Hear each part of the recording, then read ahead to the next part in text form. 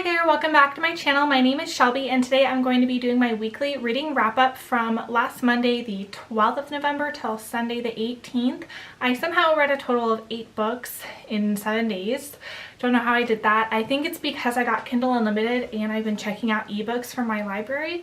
So I've had a little bit more time to read. So I've just been reading ebooks when I'm not reading physical books, and somehow I read 8 books and I'm really pleased with it. I didn't read a historical fiction like I wanted to, but next week I will try to get to one. The first book that I read is Murder on the Orient Express by Agatha Christie. This is my first book by her that I've read and I really did enjoy it. It is the 10th book in a series, but you definitely can read it out of order. It is the Hercule Poirot detective series. And he is taking a train across Europe called the Orient Express in a kind of snowstorm, and the train gets stopped because of the storm, and overnight one of the passengers gets murdered, and he knows it has to be one of the people on the train that murdered him because they are stuck and no one's coming and going. And so he's basically interviewing everyone to see who committed this murder. And while he is like interviewing everyone, he realizes that the person that was murdered is not who he said he was. He's some notorious bad person and everyone kind of has some relation to him. And he basically, it's a classic murder mystery where he's just questioning, going over alibis and piecing the story together, and I really enjoyed the ending. It is a little more dated in the language and I luckily know French, so I understood a lot of the French phrases. But it still is super enjoyable considering how old it is. I gave it 4 stars. I want to read more Agatha Christie because she is really well liked and well known. So I definitely will get to more of her books. And I really enjoyed this one and I might read more of that Hercule Poirot series. And then after that I picked up a chick lit book called Catch Me If You Can by Lisa Dickinson. This is about a girl named Jess who's I think in her 30s, early 30s. She owns a little cafe and she hasn't done much traveling, hasn't lived life to the fullest for her age, and definitely hasn't really settled down with anyone. And her best friend is going for work to the Cannes Film Festival, and so she's going to a tropical place in France, so she decides to tag along with her to kind of get out of her comfort zone, live a little, enjoy herself. When they get there, their hotel's in a bad place. It's just everything is super expensive. It's not what they thought it would be, but they decide to make the most of it. While they're at dinner, they meet some like hairstylists and makeup artists and things for the celebrities at the film festival, and these people are living life large, so they would make up some white lies about their professions and their personal lives and how much money they have because they want to fit in. And so they're kind of going along with this, like the lies that they have told. And then the next day Jess meets a man named Leo while she's getting a crepe, and he's really nice and good looking and they have a lot of chemistry, but she's keeping up these white lies that she's already told other people, and her best friend get each other into some seriously funny situations and some trouble.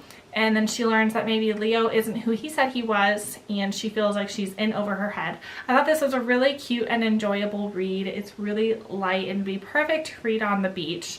I gave this one 4 stars. I really do love like British chick lits, and this one was not a disappointment. And then after that I read and kind of listened to on audio this book.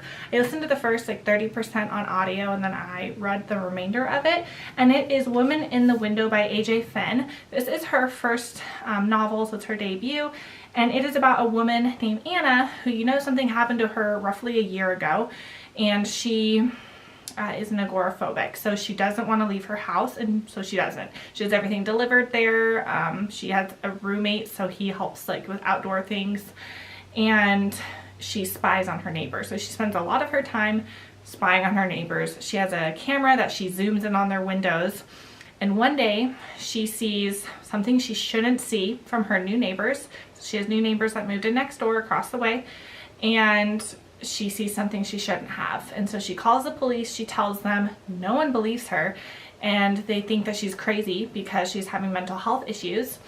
And then she's basically questioning herself, like, did that actually happen? Because everyone's saying I'm crazy.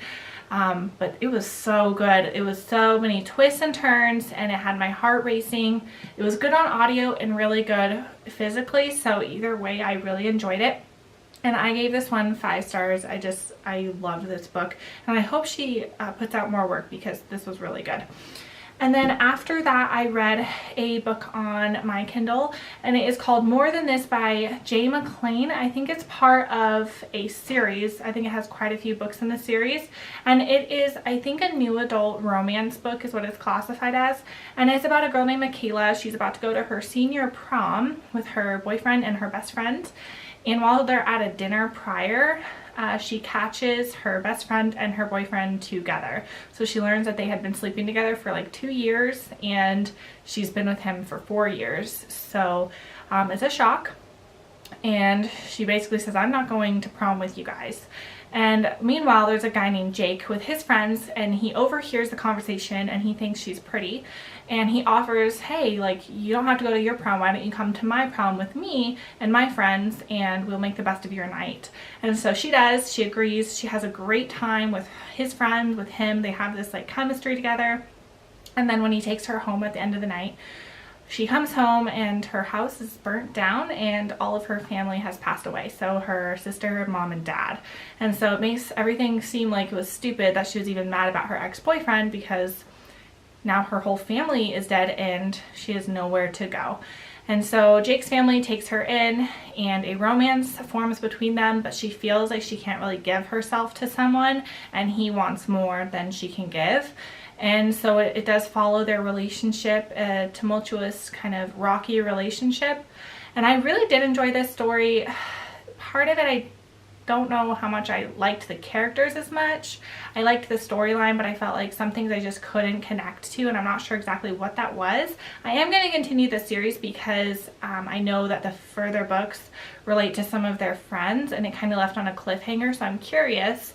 But it definitely is a favorite series, and I felt like the steamy scenes were not that enjoyable for me compared to like other books that I've read. I gave this one 3.5 stars. I thought it was good and enjoyable, but definitely not a favorite. And then after that, I read a really good book, another one I read on my e-reader, and that is called Stillhouse Lake by Rachel Caine. This is the first in the Stillhouse Lake series, and it is about a woman named Gwen, is her name now. She started to be on the run. Something happened in her personal life years ago. I think it was like 4 or 5 years ago, and her ex-husband is now in jail because of it. And she feels like people are trying to get her and her kids and harm them, so every so often her and her kids move, and they change their identities and move to a new place, get new jobs, go to new schools, and she's basically on the run all the time from people that she thinks are going to hurt her. So she moves to this place called Stillhouse Lake. She buys a house, she's living there, and she really enjoys it, and she doesn't want to leave. She's been there about a year, and she even meets someone that she feels like she could trust. But then all of a sudden, dead bodies are being found in the lake by where she lives, and they're being disposed of similar to how her ex-husband disposed of bodies. And so it's freaking her out. She thinks it has to do with her ex-husband. She doesn't know who she could trust, and it is very twisty and turny, and it was really good. I really enjoyed this book, and I can't wait to read the rest of the series. I gave it 4.5 stars, and I thought this just like breezed by, and I think the rest of the series is going to be really good. I think the first and second books are out, and the third one is coming out next year, but I'm not 100% positive. And then after that, I read the concluding book in the Come Back to Me series by Mila Gray called Run Away With Me. This is about a girl named Emerson. Emerson and Jake, they've been best friends their whole life since birth. Their moms are friends. But then when they were like 13 or 14, something really bad happened and it tore them apart. Jake moved away and Emerson continued with her life. She never went to college because her dad is ill. He has multiple sclerosis. So she's there taking care of him and tending to their business that isn't doing financially very well. And so now she's 20. She's doing that. Hasn't really gone out of her bubble very much and still really haunted by what happened.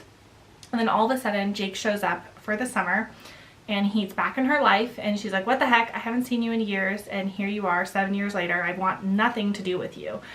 So she vows to stay away from him, but then he takes a job at the shop that she works at and now she's forced to work with him, and they have this like hating each other, and then they go on a trip together, and then they are attracted to each other and they can't keep their hands off each other, and then things tear them apart and bring them back together, and kind of that cycle. And I really did like this book. I gave it 3.5 stars. I loved Jake. I thought he was a great character, and Emerson was okay. The only thing I wasn't a fan of is that I didn't think it fit in the series. I do have a review for the series as a whole. I can link it down below if you're interested in reading it, watching it, I mean.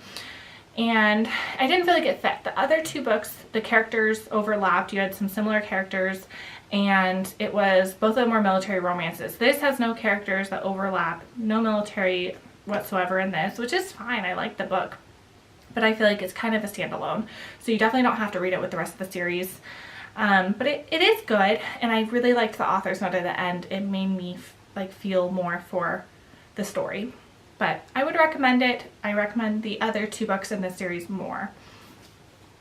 And then after that, I read Beyond Reach by Karin Slaughter.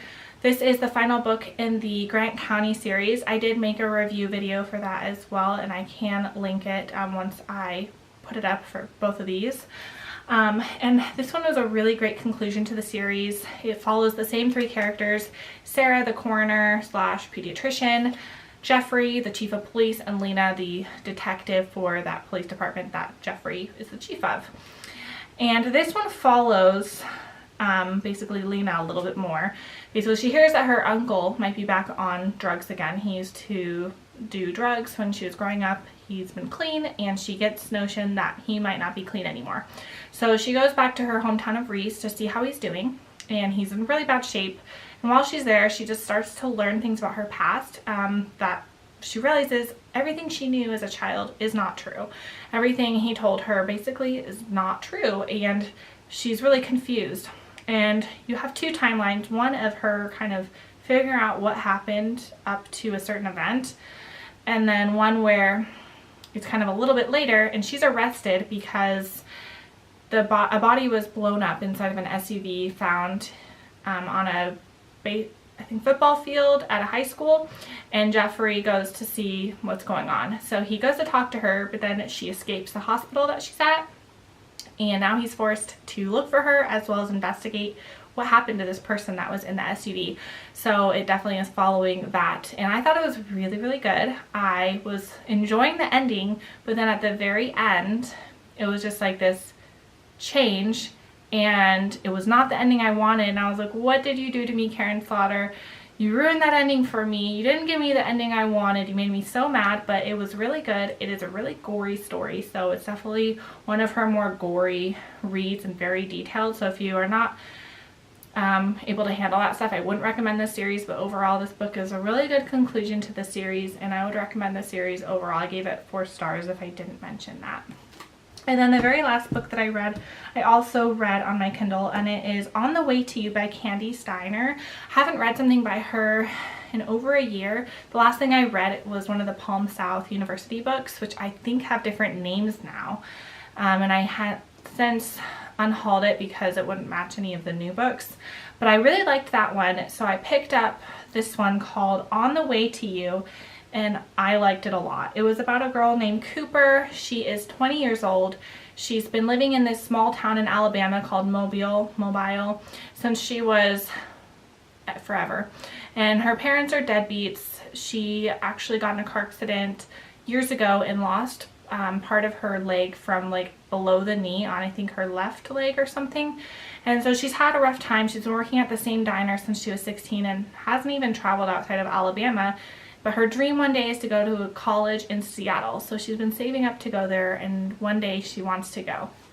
Then she is working at her diner, and she gets this really handsome guy sitting down at one of the tables, and she goes up to him and she's speechless, and he's just super slick, and he asks her, what makes you happy? And she has no idea what to say. It just takes her off guard, and she doesn't know what to say. And then they get to talking. She finds out he's road tripping to Seattle, to Washington, and she says, oh, that's like my dream to go there. And he says, do you want to go with me? And she thinks it's crazy, but she chooses to go with him. She packs her little bits of belongings into a bag. She takes her dog, Kayla, with her, and they go on this road trip. I love road tripping books. I thought this one was really good, and their chemistry together was amazing. This is actually a really hard-hitting book because it deals with mental health in regard to him, and his name is Emery.